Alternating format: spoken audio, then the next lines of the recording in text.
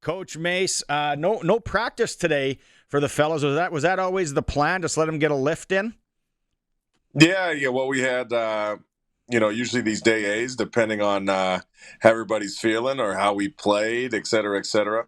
We usually go a lift. Sometimes it's yoga for the guys, or sometimes, last year it was like, hey, we need to get on the field and get some stuff. So today they got a good lift in. Got some meeting time with them to prepare for the next opponent. So we're ahead of the curve here. Well, Coach, congratulations. I was going to say, when's the last time you talked to Kadeem Carey? Yeah, I gave him a nice hug today. So that was good. A good embrace, man. That obviously we go back a little bit, but happy as ever he's in the building. Coach, congratulations, 1-0, only 17 more for the undefeated season. I don't know if that's ever been done. No pressure. I had texted Barney last week when AJ got hurt. I'm like, they should sign Kadeem Carey. So your history with him dates back to the Stampeders. One of the things that I've always loved about him, he runs hard. He hits the hole hard. He's never changed that style. And when you look at his stats, led the league in rushing a couple of times, played well in the Grey Cup. What does he mean now that he's part of Rider Nation? Yeah, I think just that. He's been in a few different organizations that have had success, and he knows what that looks like. So having somebody else in the building, that can kind of share the wealth from that standpoint, I think is huge. And certainly to his play style, 100%. He runs the ball hard. He's actually a patient runner, but when he sees it, he's going to go. Excellent in protection, and would be pretty familiar with the system, of course. So the main thing is just you want as many good players on your roster as possible and in the building, and he's certainly that. Were you and Mark surprised when he got released from Toronto? And second part to the question, is that when you guys start talking immediately, thinking like, how can we make this work? Yeah, no, I think the whole league was kind of shocked, specifically after the year he had, and certainly the Grey Cup game that he played. But, enough, even you guys have been around the league long enough. There's always a couple out there that kind of shock you. And, certainly, conversations went, but, it had to make sense for everybody and for him himself. Like I said, I think a couple weeks ago or last week or whatever, I'm not going to be surprised if he's on a roster somewhere. And, it ended up turning out that he's going to be, wearing the green and white and be in the building. So, hey, man, all parties are happy about that. And, Coach, sorry, Maz. Braxton Hill coming back into the fold, and then offensive lineman Darius Washington as well. You can never have too many O-linemen. We learned that last year as we're going along here. Well, bringing both those guys in, just some comments on both of them coming. Yeah, I'll start with Brax. Brax had an excellent training camp for us. And then he was with the team on the PR last year. We think highly of him. I thought he played pretty dang well in the preseason. But having him back in the building and just again, if you look at the roster totality and what Jo and Kyle and those guys are able to do, and Paul Jones, we want to kind of raise the floor, so to speak. And these are really good players we're talking about. And then with Darius, he's on our neg list. We were hoping one day to be able to get him, and he had a couple stops in mini camps in the NFL, and he's been able to carve out a really nice career for him at Florida State. I think over the 5 or 6 years he's been there, he's started in games almost every year. He's played tackle, he's played guard, he's played center. He's got long arms, and I was on FaceTime with him. I said, "Hey, kid, you want me to give you a little quick tour of the facility?" He said, "No, Coach, I don't care about that kind of stuff. Kind of just want to put my hands on people." Hey, well, nice. You don't know me, but I love you. So, Coach, probably the $1 million question that a lot of us have been wondering since Thursday. Time for the health update. AJ Ouellette, Roland Milligan, and the chances of them playing this week against Hamilton. What can you tell us? Yeah, I think we got to do the proper steps necessary, but similar to how I said with Kadeem, I wouldn't be shocked. I wouldn't be shocked if those guys are out there playing this week. So, yeah, we just, we want to do our due diligence and do it the right way.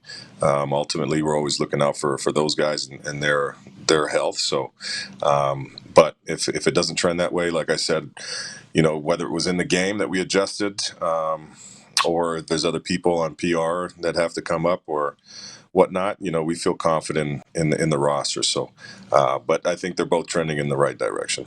I talked about it last week on the show. You raved about it in the post game. Thomas the Train, TBH, call him what you want. What a game. I almost felt like it was like a coming out party, a Thursday night, the only game. Just now that you've had a chance to watch tape, I'm sure, and go back, how do you assess the game now that he had? Yeah, no, incredible. As the pecking order throughout camp and stuff like that. And, even when we looked at it in the off season of, what is each player doing with their opportunities? And he's always answered the bell, man, regardless of whatever situation he's had to step up and, carry the ball or protect or catch it out of the backfield. He gets it done. So, extremely, extremely pleased with his performance. And I'm happy that he said he was working on this celebration. I thought it was going to be something crazy, just the tug the train horn there or whatever. But I was just happy as ever for the kid, and he works his tail off, man. So he deserves it. Coach, I'm not sure if you had a chance, I'm assuming you did, to watch the other games around the league. Not a lot of people gave any respect to the Calgary Stampeders going into the season, let alone week one. All of the experts picked them to lose to Hamilton. Hamilton showed up. Maybe they didn't play their best game. They played well enough, but Calgary looks like a contender. You were part of that organization. Behind closed doors with Huff and Dave Dickinson, is losing considered worse than winning? Like, what the feeling of, because you just know it wasn't going to sit right.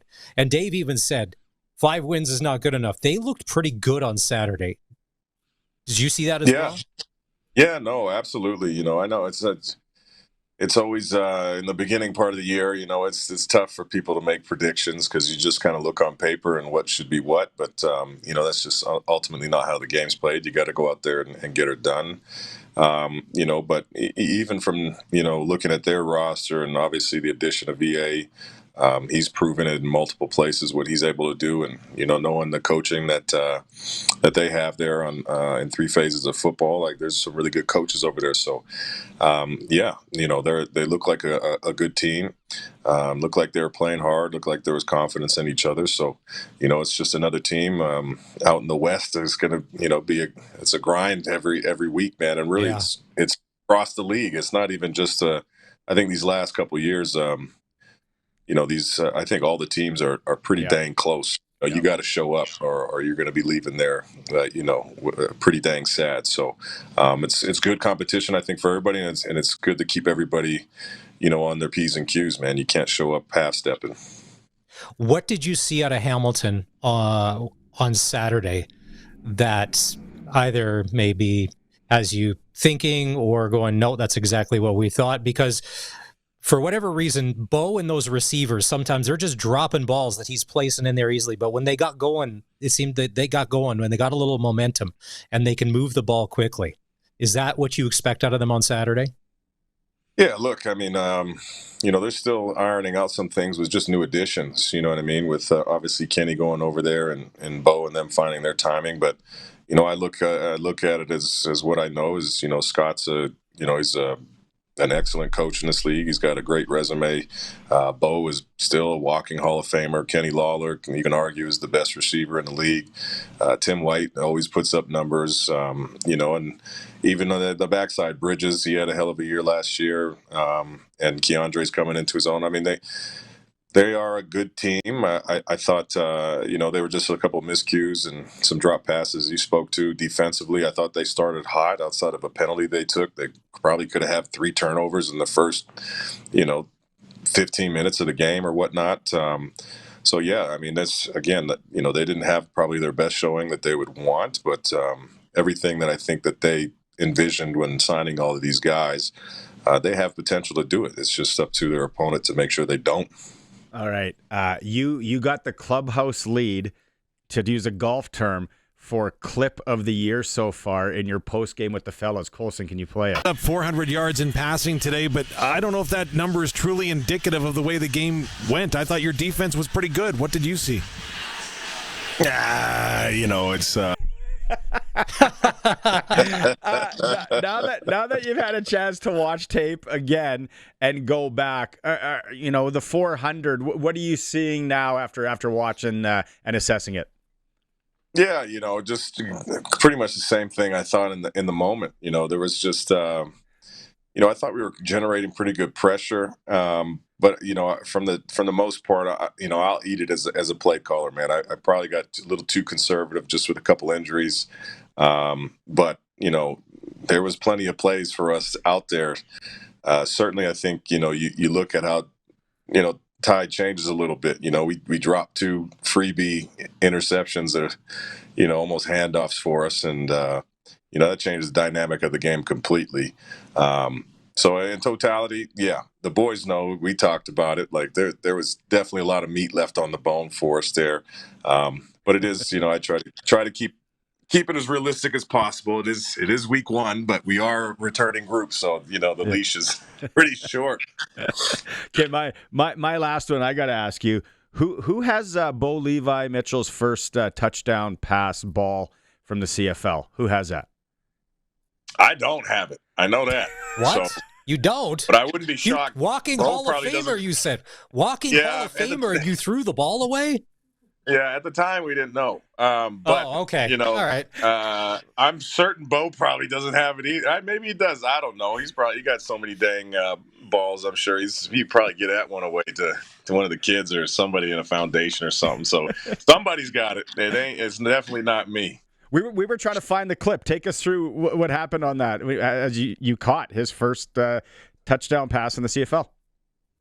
Yeah, we went to like a bigger personnel grouping where they always used to, I guess probably because I was as wide as an offensive lineman, they put me in as like an extra tight end, and it was kind of like a slam block, block down on defensive end, and then peel out to a little corner there on the goal line because they know I ain't running too far. And Bo, I think it was a boot, maybe booted out of it and threw a lollipop up there for me because he had to, otherwise I wouldn't have caught it. He had a nice touch. We scored, and it was celebration. I went overboard. I went overboard with celebration. I didn't know how many of those I was going to get. So, yeah, it was a good time. Good time. How many did you finish with in your career? Just the one? 2. No, 1 defense, 1 offense. Yeah. Nice. Yeah. Nice work. Your former teammate and all-around CFL insider, he's the most connected guy on this show, Charleston Hughes, has picked the Saskatchewan Roughriders and the Hamilton Ticats in the Grey Cup this year in Winnipeg. So let's not let Charleston down. Spent a lot of time. We can only control our part. I can't tell what's going to happen over there, Husey, but I'm glad he thinks of us that highly. Awesome. Thanks for doing this today, Thanks, Coach. Have a good week and safe travels into Hamilton. I appreciate you, boys, and I got to say hi, Dad. He's your guys' number 1 fans. Pops, hi, Pops. I'm talking to Maz and Barney. You see? What's your dad's name? What's your dad's name? John Mace. He's down in San Diego. He loves this show. So you got, I don't know how many watch, but you at least got 1. Nice. We got a few. John Mace in San Diego. What a city that is. Oh, John Mace. Love the gas lamp. Who doesn't like San Diego? All right. Thanks, Coach. Have a good week. Thanks, guys. Right on. Cheers. That is...